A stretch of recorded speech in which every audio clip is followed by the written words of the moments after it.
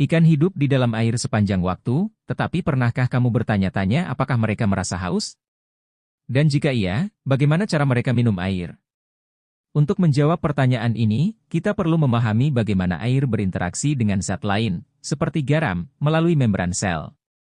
Melalui proses osmosis, air mengalir dari area dengan konsentrasi zat terlarut yang rendah ke area dengan konsentrasi zat terlarut yang lebih tinggi hingga mencapai keseimbangan dengan lingkungan eksternal. Seberapa banyak air yang dikonsumsi ikan sangat bergantung pada kadar garam di habitatnya.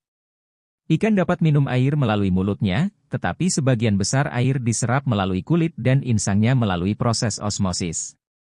Tim Grabowski, seorang ahli biologi kelautan di University of Hawaii, menjelaskan bahwa ikan dapat diibaratkan seperti perahu bocor di dalam air.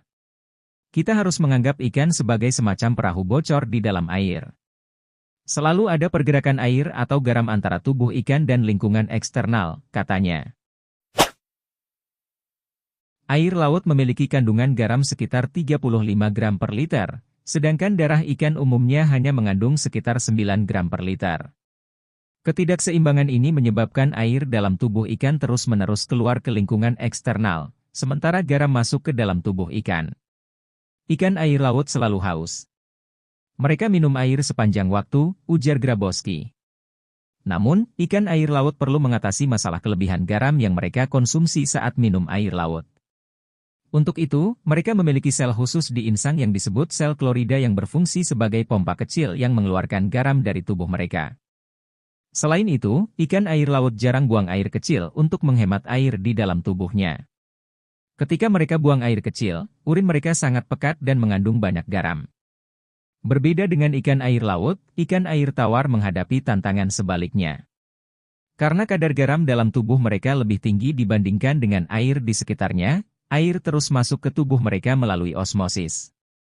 Ikan air tawar punya masalah karena air terus-menerus masuk ke dalam tubuhnya, kata Melanie Stiasny, kurator di Departemen Ichthyology di American Museum of Natural History di New York. Terlalu banyak air bisa berbahaya karena dapat mengencerkan kadar garam dalam tubuh yang penting untuk mengatur tekanan darah dan fungsi otot. Oleh karena itu, ikan air tawar tidak pernah secara sengaja minum air. Mereka mungkin menelan air saat makan, tetapi mereka tidak benar-benar minum air, kata Grabowski. Untuk mengatasi kelebihan cairan, ikan air tawar terus-menerus buang air kecil. Namun, urin mereka hampir seluruhnya terdiri dari air, sehingga tidak perlu khawatir berenang di air yang penuh dengan urin ikan di sungai atau danau.